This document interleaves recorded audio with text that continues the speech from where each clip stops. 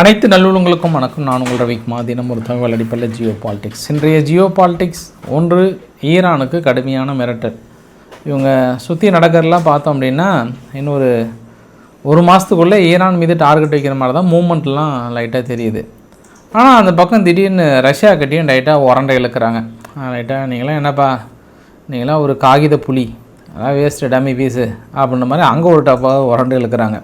உரண்டை இழுக்கிறது அப்படின்னா இன்றைக்கி அமெரிக்காவுடைய முக்கியமான அட்மைரல் எல்லாம் இன்றைக்கி செப்டம்பர் 30 இல்லையா, எல்லா முக்கியமான தலைவர்களும் மிகப்பெரிய ஒரு மீட்டிங், ஏன்னா பெரிய ஒரு அறிவிப்பு, இந்த உலகத்துக்கு ஒரு எச்சரிக்கை கொடுக்க போகிறோம்ன்ற மாதிரிலாம் சொன்னாங்க இல்லையா.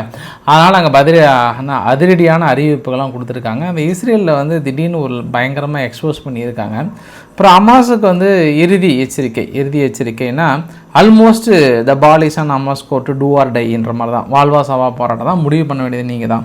பெரும்பாலான இஸ்லாமிக் நாடுகள்லாம் இஸ்ரேலுடைய பிளானை ஒத்துக்கிட்டாங்கன்ற மாதிரி சொல்கிறாங்க. அதனால் ஹமாஸ் தரப்பில் இன்னும் பதில் வரல, சொல்லுங்கன்னு இருக்காங்க. அப்புறம் சுற்றி இருக்கக்கூடிய அரசியல் நிகழ்வுகள், பாகிஸ்தானில் குறிப்பாக பலுசிஸ்தான் லிபரேஷன் ஆர்மியில் போராட்டம் நடந்ததா இல்லையா, இது போன்ற நிறைய தகவல்களை, ரொம்ப அற்புதமான தகவல்களை அள்ளி வீச போகிறோம். நம்ம போயிட்டே இருக்கலாம் சம்பவம் எடுத்துக்க நம்ம. ஸோ வீடியோக்குள்ளே போகிறதுக்கு முன்பு நீங்கள் நம்ம சேனலை சப்ஸ்கிரைப் பண்ணலாம், சப்ஸ்கிரைப் பண்ணிட்டு வாங்க. மறக்காம பெல் பட்டன் கிளிக் பண்ணி ஆல் ஆப்ஷன்ஸ் கொடுங்க. வீடியோக்குள்ளே போகலாம்.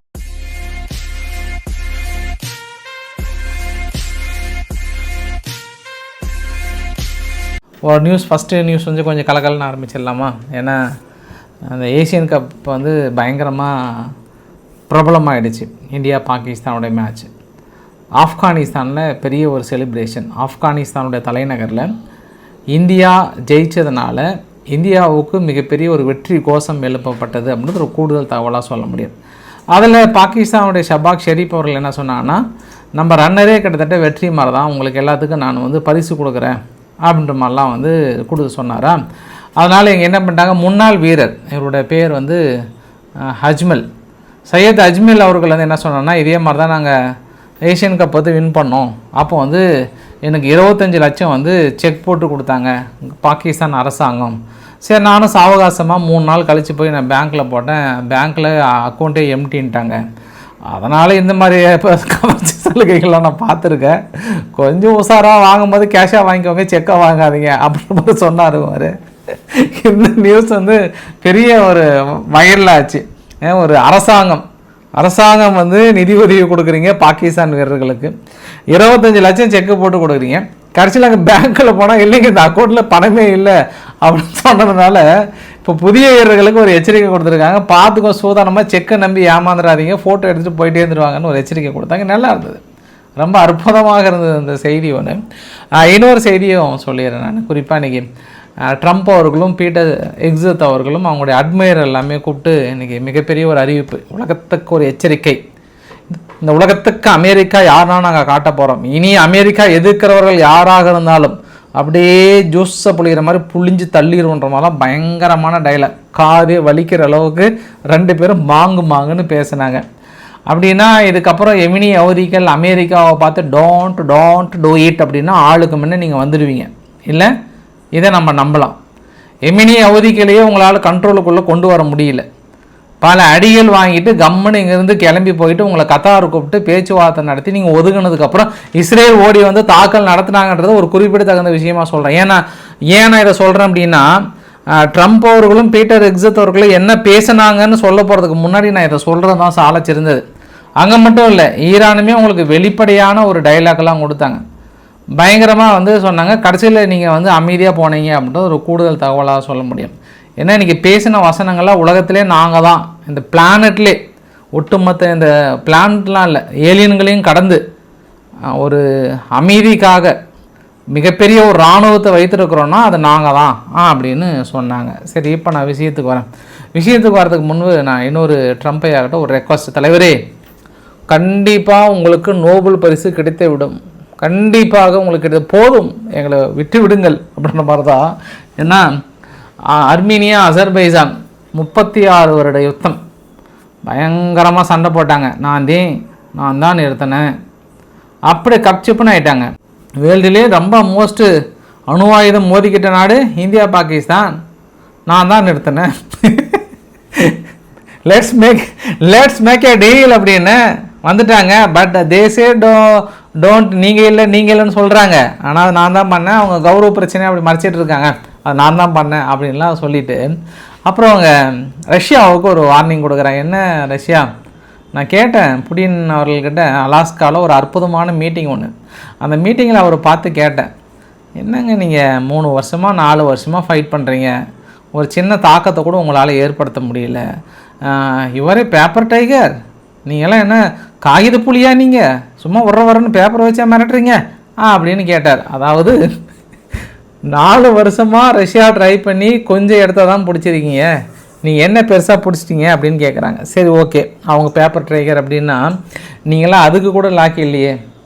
2001 அமெரிக்காவுடைய படைகளும் நேட்டோனுடைய படைகளும் ஆப்கானிஸ்தானுக்குள்ளே நுழைஞ்சாங்க. ஆப்கானிஸ்தானுக்குள்ளே நுழைஞ்சி முழுமையாக தனது கட்டுப்பாட்டுக்குள்ளே கொண்டு வர்றதுக்கு 20 வருஷம் ஆகிப்போச்சு. 20 வருஷம் ஆகியும் அங்கே வந்து கட்டுக்குள்ளே கொண்டு வந்தாங்களான்னா முடியல. கடைசியில் 21வது வருஷம் நீங்கள் தோத்துட்டு தான் அங்கேருந்து வெளியேறினீங்க. அதுக்கப்புறம் தாலிபன்கள் கைக்கு போயிடுச்சு. யார் எழுத்து பண்ணீங்க? தாலிபன்களை ஒழிக்கணும்னு பண்ணீங்க. 20 வருஷம். எத்தனை வருஷம்? 20 வருஷமாக உங்களால் பண்ண முடியல. அவங்களால 4 வருஷத்தில் ஏதோ கொஞ்சமாவது பிடிச்சிருக்கிறாங்க. நீங்கள் யாராக இருப்பீங்க? அதை ஆப்கானிஸ்தான் வந்து எதிர்க்கணும் அப்படின்னா ஆப்கானிஸ்தான் எந்த நாடுகளும் உதவி பண்ணல. நம்ம குறிப்பிட்ட விஷயம் அது. ஒரே ஒரு சின்ன நாடுகள் கூட உதவி செய்யலை. இவங்கெல்லாம் பாகிஸ்தானும் சேர்ந்து துரோகம் தான் பண்ணாங்க ஆப்கானிஸ்தானுக்கு. எல்லா இடங்களையும் காட்டி கொடுத்தாங்க, எல்லை பகுதியில் இது பண்ணாங்க, எந்த அளவுக்கு பண்ண முடியுமோ எல்லாமே பண்ணாங்க. அப்போ சீனாவும் எந்த உதவி பண்ணல, ஏன்னா அப்போ இருக்கிற சூழ்நிலை வேறு.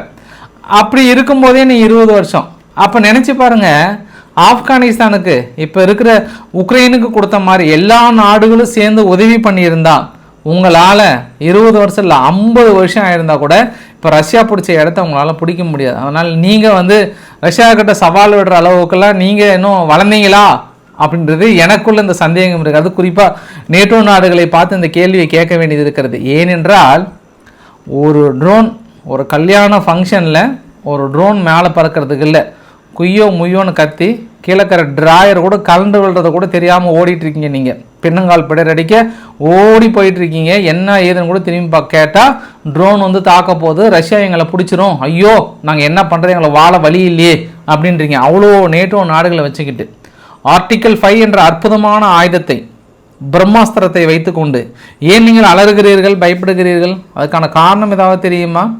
இதை நீங்கள் புரிஞ்சுக்கோங்க. சும்மா உக்காந்துட்டு அது இன்னொரு விஷயம் கூட சொன்னார்.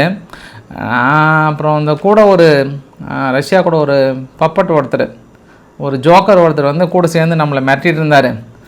அப்புறம் நான் சப்மரீன் அனுப்புகிறேன், நீர்மூழ்கிக்கு அப்புறம் அனுப்புகிறேன், நியூக்ளியர் வெப்பன் அனுப்புகிறேன், லெத்தல் அனுப்புகிறேன்னு சொன்னோம் பாரு. அவ்வளோதான், ஆளுங்க வந்து கப்சிப்னு ஆகிட்டாங்க. ஏன்னா நம்ம வந்து சாதாரண ஆள் கிடையாது. அவங்கள விட நம்ம 5 வருஷம் முன்னாடி போயிட்டோம். 5 வருஷம் முன்னாடினா இந்த ஓவரால் ஆயுதங்களில் உலகத்திலே இவங்க தான் டாப்பில் இருக்காங்க. நம்மளோட பிஹைண்ட் 5 வருஷம் ரஷ்யாவும் சீனாவும். மேபி இன்னொரு 5 வருஷம் கழித்து ரஷ்யா ஃபஸ்ட்டு வரும் நீர்மூழ்கி கப்பலில், அதுக்கப்புறம் சீனா வருவதற்கான வாய்ப்புகள் இருக்குது. அதனால தான் நான் வந்து 1 ட்ரில்லியன் பக்கம் ஒதுக்குறேன் 2026. ஏன்னா நம்ம தான் மோஸ்ட் பவர்ஃபுல் இன் ஹிஸ்ட்ரி. இந்த ஹிஸ்ட்ரியில் அமெரிக்கானா யாருன்னு தெரியும், நம்மனா யாருன்னு உலகத்துக்கு தெரியும். தொடர்ந்து மிடில் ஈஸ்டில் ஒரு 3000 வருஷமாக அமைதி ஏற்படல. இனி நம்மளுடைய பவர்ஃபுல் ஆயுதத்தை வைத்து அமைதி ஏற்படுத்த வேண்டியதான் அப்படின்ற மாதிரிலாம் வந்து சொல்லியிருக்கிறாரு. அது இல்லாமல் தொடர்ந்து நம்ம அணு ஆயுதங்களை தொடர்ந்து தயாரிக்கணும், தாக்குதல் நடத்துவதற்காக அல்ல, அது ஒரு வகையாக நம்ம மிரட்டுவதற்காக அப்படின்னு கூட நம்ம எடுத்துக்கலாம் அப்படின்னு சொல்லியிருக்கிறாரு. சரி ஓகே, தலைவர் வந்து ஒரு கதையை கட்டி பயங்கரமாக சொல்லி கடைசியில் வெனிசுலாவையும் ஒரு இறுதி எச்சரிக்கை. ஏன்னா வெனிசுலாவில் அவங்க ரிஜிம் சேஞ்ச் எதிர்பார்க்குறாங்க. நிக்கோலஸ் மதுரோ அவர்கள் போயிட்டு மற்ற ஆள் வந்தாருன்னா கரெக்டாக இருக்கும்னு பார்க்குறாங்க. அவங்க அங்கே இருக்கக்கூடிய எண்ணெய் வளங்களை திருடுவதற்காக அதை பெருசாக பிளான் பண்ணிட்டு இருக்காங்க. எங்கள் ஐரோப்பா நாடுகள் ரஷ்யா கிட்ட கிட்ட திருடு பார்க்குறாங்கன்னா இவங்க அப்படி திருடு பார்க்குறாங்க. அதற்கு வெனிசுலா இன்றைக்கி அவங்களும் சொல்லிட்டாங்க, ஐயா நீங்கள் எண்ணெய் அதிபராக வச்சு கூட நீங்கள் திருடிக்கோங்க, நான் உங்களுக்கு முழு உத்தரவு கொடுக்குறோம், என்ன உங்களுக்கு பிரச்சனை, எல்லாத்தையும் பேசி தீர்த்துக்கலாம், உங்களுக்கு தேவை ட்ரக் கார்ட்டல் தான், நானே கூட பிடிச்சி கொடுக்குறேன் அப்படின்னு ஃபைனலாக கெஞ்சிட்டார். யார்? நிக்கோலஸ் மதுரோ அவர்கள். போதும், நான் நிஜமாவே பயந்துக்கிட்டேன், அதனால் பிடிச்சி கொடுத்துருன்னு சொல்லிட்டாரு. அதாவது நீங்கள் வெனிசுலாவுக்குள்ளார ஒரு போட்டு இப்படி வெளியே வந்தது அப்படின்னா அதை சுட்டுட்டிங்கன்னா நம்ம நாட்டில் 25,000 மக்களை காப்பாற்றின மாதிரியாம். ஒரு சிங்கிள் போட்டை சுட்டு வீழ்த்தணும் அப்படின்னா நம்ம 25,000 மக்களை காப்பாற்றின மாதிரி. அதனால் நீங்கள் டூ இட். தைரியமாக பண்ணுங்கள். இதுக்கப்புறம் நம்ம அந்த உலகத்துக்கு நிரூபிக்க வேண்டிய ஒரு தருணம். இனி எந்த நாடாக இருந்தாலும் சரி, அமெரிக்காவை எதிர்த்து பேசுவதற்கு கடகட என்று நடுங்க வேண்டும்டா. அப்போ எங்கள் பக்கத்து வீட்டு பாட்டி கூட பயந்துருவாங்கன்னு நினைக்கிறேன். கண்ணு அமெரிக்காவை பார்த்து பயம் வருது கண்ணு அப்படின்னு சொல்கிறதுக்கு வாய்ப்பு இருக்குதுன்னு நினைக்கிறேன். ஏன்னா நீங்கள் மிரட்ட அப்படி பாட்டிக்கிட்ட போய் இது கேட்டான்னு வச்சு இந்த செய்தியை மட்டும் அடுத்தது அவங்க பயப்பட ஆரம்பிச்சிருவாங்க. இப்போ ஐரோப்பா நாடுகள் பயப்படுதே, அதை விட மோசமாக பயந்துருவாங்களா? ஏன்னா உங்கள் முன்னாடி ஒரு கையாடுற பாட்டிக்கு டீ கொடுக்கறதுக்கு இல்லை, எங்களால் தான் பாட்டி பயந்துச்சுன்னு கதை விட்டாலே விடுவீங்க. இதில் ரொம்ப பல்ப் வாங்கினது யாருன்னா கெனடா தான். அவர் பேசும்போது கெனடா நம்ம ஐரன் டோம் உருவாக்குறோன்னு சொன்னோம். அந்த கை வந்து என்கிட்ட கேட்டாங்க, நம்மக்கிட்ட கேட்டாங்க, நாங்களும் ஐரன் டோமில் இணையிறோம் அப்படின்னு கேட்டாங்க. நான் ஒரு பெட்டர் ஆப்ஷன் கொடுத்தேன். ஒய் நாட், ஏன் நீங்கள் இணையக்கூடாது? 51வது ஸ்டேட்டாக வந்து இணைஞ்சிட்டிங்கன்னா கெட் இட் ஃப்ரீயாகவே நான் உங்களை ஐரன் டோம் இணைச்சிக்கிறேன், வேறு என்ன கெனடா ரெடியா அப்படின்னு. கெனடா வந்து என்ன நினச்சிருப்பாங்க, ரைட்டு மனுஷன் நீங்கள் போயிட்டு எல்லா நாடுகளையும் கூப்பிட்டு உங்கள் கதைகளையும் கற்பனைகளையும் எடுத்து விடுறதுக்கு தானே. ஏன்னா அவங்க இராணுவத்துக்கெல்லாம் என்ன உத்தரவு கொடுத்துருக்காங்கன்னா இனி உலக நாடுகளுக்கு ப்ரூவ் பண்ண போகிறாங்களாம். அது இல்லாமல் அமெரிக்காவுக்குள்ளாரே நிறைய துப்பாக்கி சூடு இருக்குது. இப்போ இப்போ நம்ம இந்தியா மாதிரி எடுத்துக்கிட்டோம் அப்படின்னா ஃபஸ்ட்டு காவல்துறை, அதுக்கப்புறம் தான் இராணுவம் வரும்.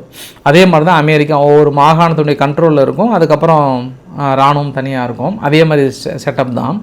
பட் அங்கே என்ன நினைக்கிறாங்கன்னா அமெரிக்கா அதுக்கப்புறம் இராணுவமே டைரெக்டாக கண்ட்ரோலுக்குள்ளே எடுத்துகிட்டு வரலாமான்ற அடிப்படையில் தான் அங்கே கூப்பிட்டுருக்காங்க அப்படின்ற மாதிரி வந்து தோணுது.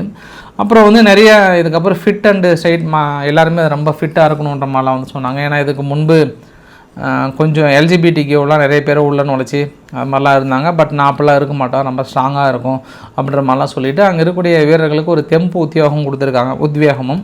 இனி தொப்பைகள் அதெல்லாம் இருக்கக்கூடாதுன்ட்டாங்க. டெய்லியும் வந்து தண்டால் அடிக்கணும், அதை அடிக்கணுன்னாரு. இந்த பீட்டர் எக்ஸத் இருக்கிறார்ல, நார்மலாகவே அவர் வந்து ஃபஸ்ட்டு ஃபாக்ஸ் நியூஸில் ஒர்க் பண்ணார். இப்போ வந்து டிபார்ட்மெண்ட் ஆஃப் வார் அதுக்கு பேரே வச்சுட்டாங்க.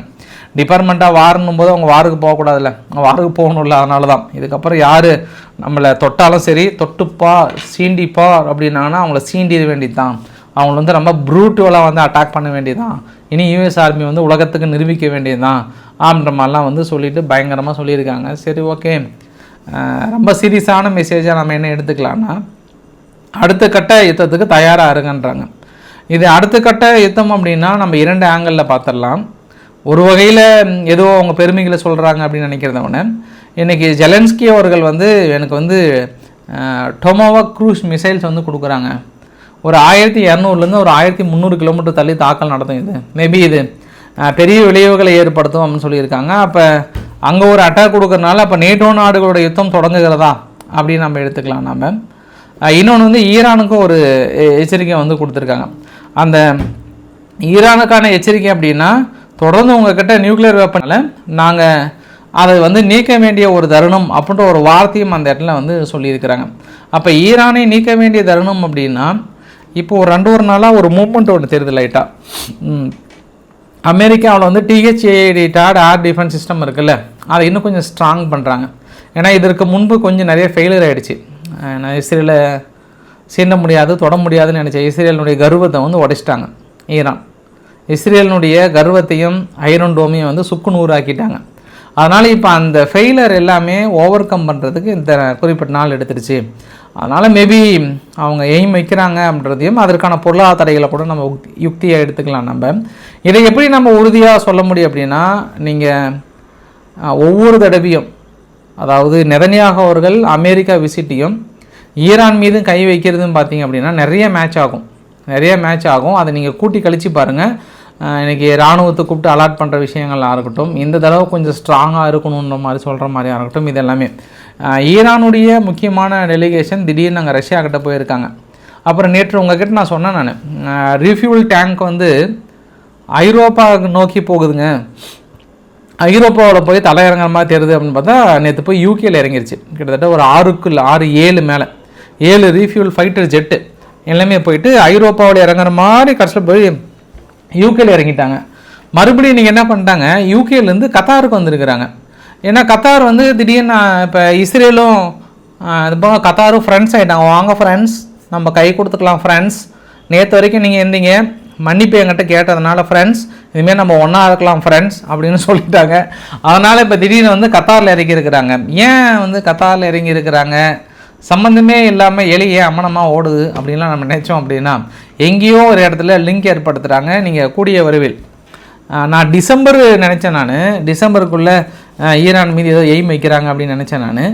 பட் முன்னாடியே எய்ம் வைக்கிறாங்க. ஆனால் இந்த தடவை என்ன பண்ணுறாங்கன்னா அங்கே ரஷ்யாவுக்கான ப்ரெஷரை கொடுத்து தனிமைப்படுத்தி அதுக்கப்புறம் இங்கே கொண்டு வரணும்னு நினைக்கிறாங்க. ஆனால் இவங்க ஈரான் என்ன நினைக்கிறாங்கன்னா அதற்கு முன்பே ஒரு 66 MiG-29 போர் விமானமும் அப்புறம் S-400 வந்து ரொம்ப சீக்கிரமாக எங்களுக்கு கொடுக்கணும் அப்படின்ற மாதிரி வந்து கேட்டிருக்காங்க. பட்டு இஸ்ரேல்னு வந்து பாருங்கள், ரஷ்யா வந்து எந்தளவுக்கு சீக்கிரம் கொடுக்குறாங்க அப்படின்றது தெரியல. அதை பொறுத்து இருந்து பார்க்க வேண்டிய தருணம். அப்படியே இந்த பக்கம் நம்ம அமாஸ்கிட்ட வந்தோம் அப்படின்னா அந்த பிளான் வந்து எக்ஸிக்யூட் உங்களுக்கு காலைல ரவிக்குமார் ஆர்கே சேனலில் டீட்டெயிலாக போட்டிருந்தேன். ப்ளீஸ் அதை கொஞ்சம் பார்த்துருங்க, உங்களுக்கு கொஞ்சம் டீட்டெயிலாக தெரியும். நிறைய பேர் பார்க்கல அப்படின்னா ரவிக்குமார் ஆர்கே சேனல் இருக்குது, அதில் போய் பார்த்தீங்கன்னா உங்களுக்கு கொஞ்சம் கிளியராக இருக்குங்க. இதில் என்ன ஒரு முக்கியமான தகவல் அப்படின்னா இவங்க கொடுத்த அந்த டெட் டேட் எல்லாமே வந்து ஹமாஸ் நீங்கள் ஒரு 3 4 நாள் எடுத்துக்கோங்கன்ட்டாங்க. ஏன்னா கத்தார் என்ன சொல்லிட்டாங்கன்னா நான் மறுபடியும் பேச்சுவார்த்தை நடத்துகிறேன், எங்களுக்கு ஒரு 4 நாள் கொடுங்கன்னாங்க. பட் கத்தாரை நம்பி நீங்கள் பேச்சுவார்த்தை போனீங்கன்னா நீங்கள் கொஞ்சம் சோதானமாக இருந்துக்கோங்க. ஹமாஸினுடைய தலைவர்களே கொஞ்சம் சோதானமாக இருந்துக்கோங்க, கொஞ்சம் பொறுப்பாக நடந்துக்கோங்க. கத்தாரை நம்பாதீங்க. அது ஒன்று கூடுதல் தகவலாக சொல்ல முடியும். ஏன்னா அங்கேயே டீ குடிச்சிருங்க நான் வந்துடுறேன் அப்படின்னு சொல்லிவிட்டு லொக்கேஷன் கொடுத்துட்டு போகிறாங்க, அது கொஞ்சம் பார்த்துக்கோங்க. அதனால் எனக்கு ஒரு 4 நாள் வந்ததுன்னா நான் வந்து கொஞ்சம் கன்ஃபார்ம் பண்ணி கொடுத்துட்றேன் அப்படின்னு சொன்னோடனே இன்றைக்கி ட்ரம்ப் அவர்கள் 3-4 நாள் டைம் கொடுத்துட்டாங்க. ஆனால் இந்த தடவை ஏன் நம்ம ஹமாஸுக்கு செக் வைக்கிறாங்க அப்படின்னா இந்த பிளானை பொறுத்த வரைக்கும் 3 பேர் வந்து உட்காந்து பேசியிருக்காங்க. ஒன்று ட்ரம்ப்போட பையன், இன்னொருத்தர் வந்து கெய்து கெலாகா இல்லை விக்ஸாப் அவர்கள் வந்து பேசினார். அப்புறம் நெதன்யாகு அவர்கள் பேசினார். அடிஷ்னலாக அங்கே இஸ்லாமிக் ரிப்பப்ளிக்கா, அதாவது இஸ்லாமிய நாடுகள் சார்பாக வந்து பாகிஸ்தானும் ஒரு சில நாடுகளும் வந்து கலந்துக்கிட்டு அவங்கக்கிட்ட வந்து கன்வே பண்ணதான் சொல்கிறாங்க. இது வரைக்கும் அவங்க ஊடகங்கள் இந்த பக்கம் சொல்கிறாங்களா என்னன்னு தெரியல. பட் அவங்க ஊடகங்கள் என்ன சொல்கிறாங்கன்னா Egypt, Jordan, Qatar, Saudi, UAE, துருக்கி, பாகிஸ்தான், இந்தோனேஷியா, இந்தியா, சீனா, Russia, France, UK, Germany, Italy, Palestine authority, organisation of Islamic cooperation இவங்க எல்லாரும் சேர்ந்து தான் இந்த கோரிக்கையை வந்து ஹமாஸ் ஏற்றுக்கணும் அப்படின்னு சொல்கிறாங்க.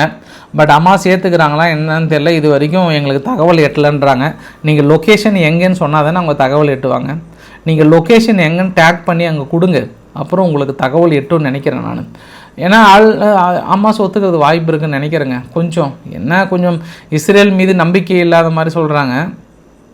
ஆனால் இது ஒத்துக்கலைன்னா மறுபடியும் தாக்கல் நடத்தினா எந்த நாடுகளும் தலையிடக்கூடாது, இஸ்ரேலுக்கான முழு சுதந்திரம் கொடுக்க வேண்டும் என்று ட்ரம்ப் சார்பாக மறுபடியும் ஒரு எச்சரிக்கை கொடுத்துட்டாங்க. அதற்கு பாகிஸ்தான் தரப்பில் ஆம் என்று சொல்லப்பட்டதாக அவர் சொல்கிறாரு. அதே மாதிரி ஹெஸ்புல்லாவிலே என்ன சொல்கிறாங்கன்னா ஹெஸ்புல்லான்ற பாருங்கள், லெபனானில் இருக்கக்கூடிய லெபனானுக்கு நவீன ஆயுதங்கள்லாம் கொடுக்குறாங்களாம். லெபனானுடைய அரசாங்கத்துக்கு நவீன ஆயுதங்கள்லாம் கொடுக்குறேன்னு சொல்லிட்டு முன்னாடி இப்படி கட்டி தொங்க விட்டுட்டாங்க கண்ணு முன்னாடி. அப்படியே பார்த்தேன், ஆசை வந்துருச்சு அவங்களுக்கு, நவீன ஆயுதங்கள்லாம் வேணுமா? ரைட், நான் சொல்கிறது என்ன பண்ணுறீங்க, நீங்கள் ஹமாஸ்கிட்ட ஆயுதங்கள் ஃபுல்லாக கேன்சல் பண்ணிவிடுங்க, எல்லாமே நீங்கள் டிஸ்மேண்டில் பண்ணிவிட்டு நாங்கள் ஒன்ஸ் வந்து செக் பண்ணுறோம், இஸ்ரேல் திருப்தி அடைஞ்சது அப்படின்னா ஓகே. இது வந்து முன்னிலை நின்று பேசுறது யாருன்னா சவுதி அரேபியான்னு சொல்கிறாங்க. சவுதி அரேபியா இந்த பேச்சுவார்த்தை நடத்துறதுக்கு பிரான்ஸ் அதிபர் மேக்ரோன்னு ஒத்துக்கிறார். Very good. எங்கள் பாட்டிக்கிட்ட கேட்டேன், பாட்டியும் ஓகேன்ட்டாங்க. இப்போ பாட்டியும் பேரனும் ஓகே சொன்னால் பெரிய விஷயந்தான். ஏன்னா அவங்க தான் ரொம்ப எதுனாலும் அடிக்கடி அப்படின்னு தும்பிட்டு ஒரு சில தகவல்களை சொல்லுவாங்க. பட் பாட்டியும் பேரனும் ஒத்துக்கிட்டாவே நம்ம அந்த தகவல் வந்து பாசிட்டிவாக வருது அப்படின்னு நம்ம சொல்ல முடியும். நம்ம பொறுத்திருந்து பார்க்கலாம். இது அங்கே இருக்கக்கூடிய ஒட்டுமொத்த தகவல். இப்போ ஈரானில் முதல் முறையாக நம்ம பார்க்குறோங்க ஒரு சஸ்பிகேஷன் அப்படின்னு சொல்லுவாங்க. அதாவது அந்த பார்லிமெண்ட்டில் ஒரு க்ளோஸ்டு டோர் மீட்டிங்காக இன்றைக்கி ரொம்ப நேரம் நடந்ததுங்க. ஆனால் என்ன பேசுனாங்க, என்ன முடிவு எடுத்தாங்கன்னு வெளியில் சொல்லவே கிடையாது. வெளியில் வந்து சொல்லவே இல்லை. ஈரான், முன்னாடி ஈரான் சொன்னால் பாகிஸ்தான் ரிமைண்டர் வரல, பட் அது வந்து ஈரான் எடுத்துக்கோங்க, ஏன்னா பாகிஸ்தான் ஞாபகத்தில் இருந்ததுனால. அப்போ ஈரான் வந்து உறுதி பண்ணுறாங்க, தாக்கல் நடத்த போகிறாங்க. இன்றைக்கி வந்து இன்னொரு மிசைல்ஸ் கூட டெஸ்ட் எடுத்தாங்க. அப்போ இஸ்ரேல் வந்து அவங்க இந்த தடவை சீக்கிரட்டை வெளியிடல அப்படின்னா கூட மறுவைத்த நபர்கள் வந்து நம்ம ஏதோ கொஞ்சம் சொல்கிறாங்கன்றது நம்ம உறுதி பண்ணிக்க முடியும். இந்த கிரெட்டா தன்பர்க் ஃப்ளோட்டிலானா அந்த வீடியோ பதிவு பாருங்கள், உங்களுக்காகவே நிறைய வீடியோ பதிவு இருக்குது. ஃபுல்லாக காசாவை நோக்கி வந்துட்டுருக்காங்க. ஆல்மோஸ்ட்டு இஸ்ரேலினுடைய எல்லை பகுதிக்குள்ளே நுழைய போகிறாங்க. இஸ்ரேல் இறுதி எச்சரிக்கை கொடுத்துருக்காங்க. துருக்கியினுடைய ட்ரோன், அதாவது பேராக்டர் ட்ரோன் மாதிரி, அதாவது அவங்க வந்து பேராக்டர் ட்ரோன்னா உளவு விமானம் பார்க்கணும், விமானன்ற பாருங்க உளவு ட்ரோன் ஒன்று அப்படி பார்த்துட்டே இருக்கும். ஏதாவது ஒன்று தான் சுட்டு வீழ்த்துறதுக்கு நாங்கள் இஸ்ரேலை அட்டாக் பண்ண தயாராக இருக்கணும். அவங்க ஒரு பக்கம், பின்னாடி வந்து ஸ்பெயின் ஒரு பக்கம், இத்தாலி ஒரு பக்கம், எல்லாமே வந்து தயார் பொசிஷனில் இருக்காங்க. ஆனால் இவங்க தொடர்ந்து போயிட்டு இருக்காங்க. அப்புறம் இன்றைக்கி மதியத்துக்கு மேலே இஸ்ரேலுடைய டிஃபென்ஸ் ஃபோர்ஸ் வந்து ஒரு பகீர் குற்றச்சாட்டை கொடுக்குறாங்க. முடிஞ்சவங்களுக்கு அடுத்தடுத்த புகைப்படத்தெல்லாம் நான் வெளியிட விரும்புகிறேன். இதெல்லாம் என்ன சொல்கிறாங்கன்னா, இந்த குழுவுக்கு தலைவர் யாருன்னா கிரெட்டா தன்பர்க். இந்த கிரெட்டா தன்பர்க்கு பின்னாடி இருக்கக்கூடிய நபர் தான் இவங்களை இயக்கிட்டு இருக்காங்க. அவர் யாருன்னா அம்மாஸோட நேரடி கனெக்டட். அவங்க தான் அம்மா ஃபண்டிங் கொடுக்குறாங்க, அந்த ஃபண்டிங்கில் தான் எல்லாம் பண்ணிகிட்டு இருக்கிறாங்க. ஸோ நாங்கள் கிரெட்டா தன்பர்க்கையும் அம்மாஸையும் நாங்கள் பிரித்து பார்க்கல, அது 2 பேரும் ஒன்று தான். வந்தால் இந்த தடவை வந்து வெளியே வர முடியாத பிடிச்சி போட்டுறோன்னாங்க. ஏன்னா போன தடவை என்ன பண்ணிட்டாங்க, பிடிச்சி நாடு கடத்தி கொண்டு போய் விட்டுட்டாங்க. அதனால் இந்த தடவை கொஞ்சம் பார்த்து சோதானமாக நடந்துக்கோமா, பிடிச்சி தூக்கி உள்ளே போட்டால் ரொம்ப கஷ்டமாக போயிடும். இருக்கிறதுலே வந்து வேர்ல்டுலே ரொம்ப மோசமான சிறைச்சாலை வந்து இஸ்ரேலினுடைய சிறைச்சாலை தான் சொல்லிட்டு சர்வதேச நீதிமன்றமே கடுமையாக விமர்சனம் பண்ணியிருக்கு. போதிய அளவுக்கு உணவு கொடுக்கறதில்ல, எதுவும் பண்ணுறதில்ல. ஒரு 20 பேர்த்துக்கு ஒரு பாத்ரூம் தான் யூஸ் பண்ணுற மாதிரி சூழ்நிலை. நல்லபடி புஜிட்டிக்காக போனாங்க அப்படின்னாங்கன்னா ரொம்ப லீனாக அவங்க வாழ்க்கையில் ஏன்னா நம்ம வாழணுன்ற அளவுக்கு தான் ரிலீஸ் பண்ணுறாங்க. அதாவது இவங்க கூட்டு போகிற கைதிகள் எல்லாமே. அதனால் கிரெட்டா தன்பர்க் அவர்களே பார்த்து கொஞ்சம் சூதானமாக இருந்துக்கோங்க. அங்கே போயிட்டு நீங்கள் கைது பண்ணதுக்கப்புறம் மற்ற உலகத்தில் எந்த நாடுகள்கிட்டனாலும் மனித உரிமை மீறல், மனித உரிமை ஆணையம் கைதிகளை அப்படி பண்ணுறாங்க இப்படி பண்ணுறாங்கன்னு கேட்கலாம். பட் இங்கே எதுவும் பண்ண முடியாது. கொஞ்சம் கேர்ஃபுல்லாக இருந்துக்கோங்க. போகிற டீம்களே ரொம்ப உற்சாகமாக இருக்கீங்க, காசாவுக்குள்ளே நுழைஞ்சே தீர்வுன்னு பிடிவாதமாக இருக்கீங்க. அவங்க இஸ்ரேலில் இந்த தடவை தாக்கல் நடத்துறன்னு இருக்காங்க.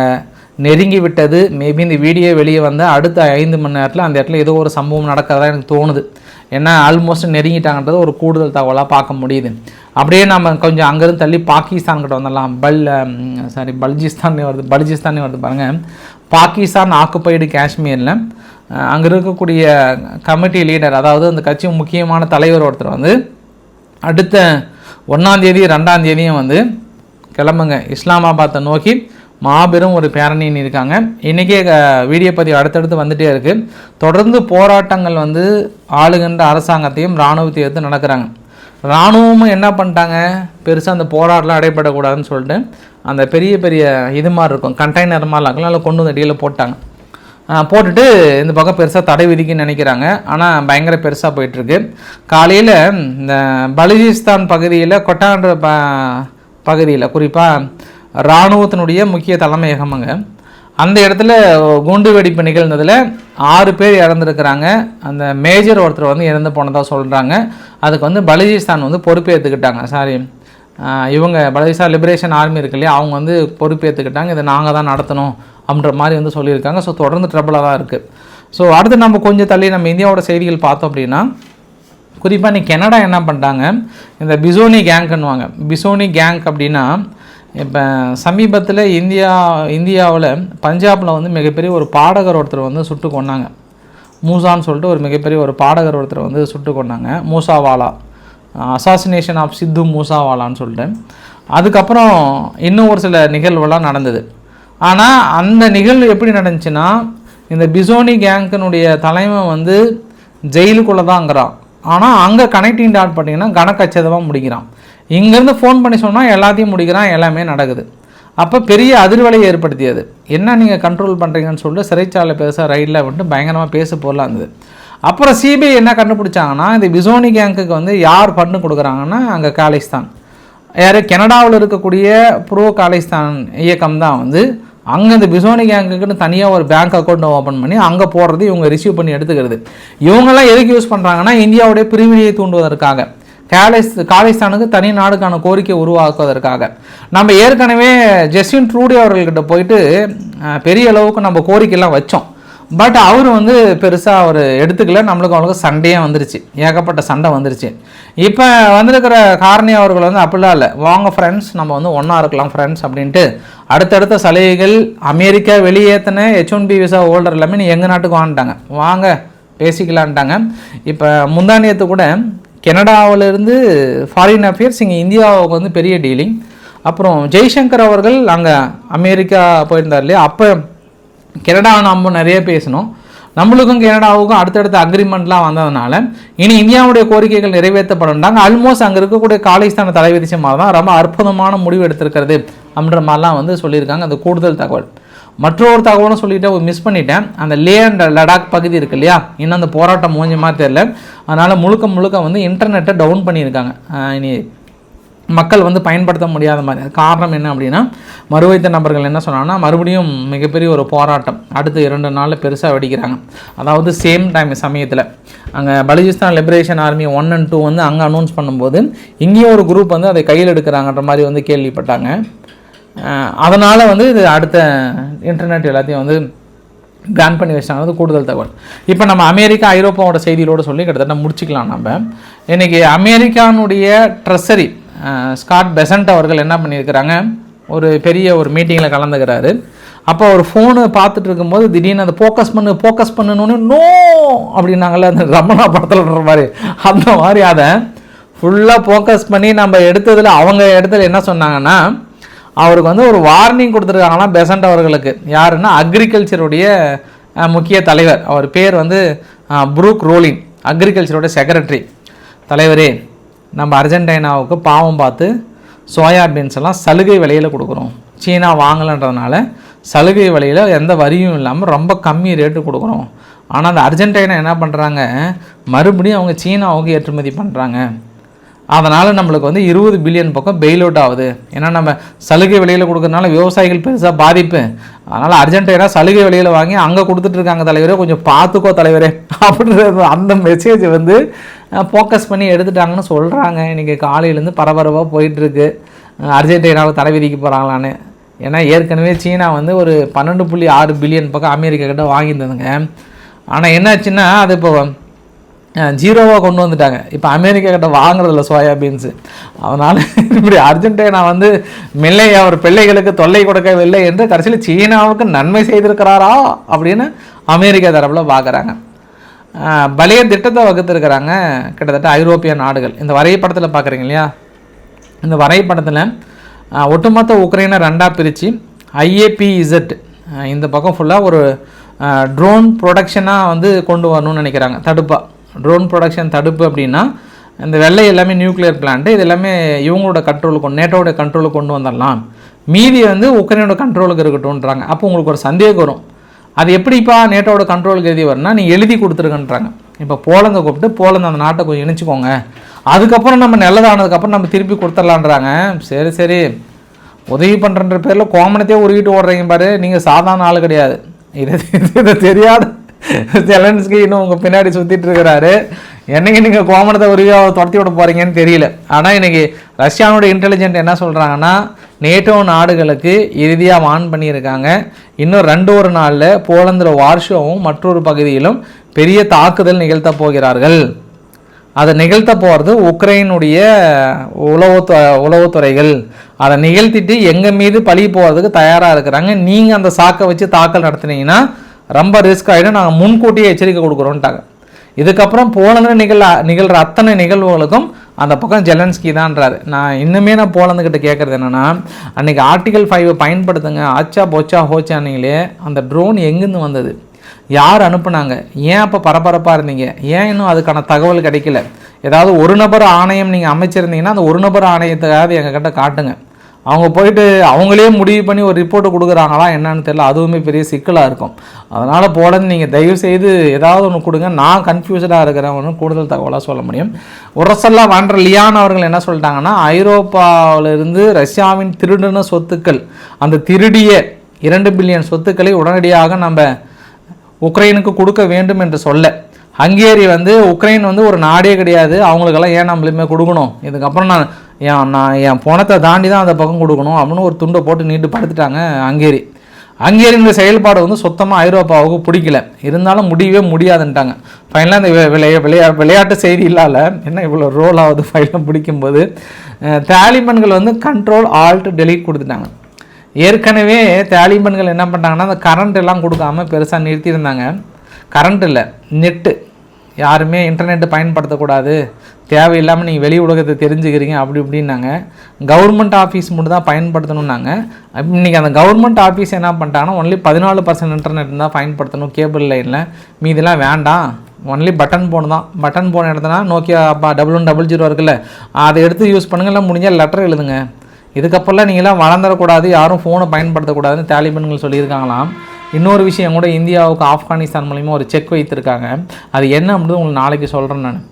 ஏன்னா ஒரு பெரிய தடை விதிச்சிருக்காங்க. நான் அதை சொல்லணும்னு தான் நினச்சேன். பட் நேரம் காலம் நம்மளுக்கு ரொம்ப முக்கியம் இல்லையா? அதனால தான். பிடிச்சிருந்தால் லைக் பண்ணுங்கள், ஃப்ரெண்ட்ஸை ஷேர் பண்ணுங்கள், சப்ஸ்கிரைப் பண்ணுங்கள். ரவிக்குமார் சோமுச்சல். நன்றி, வணக்கம்.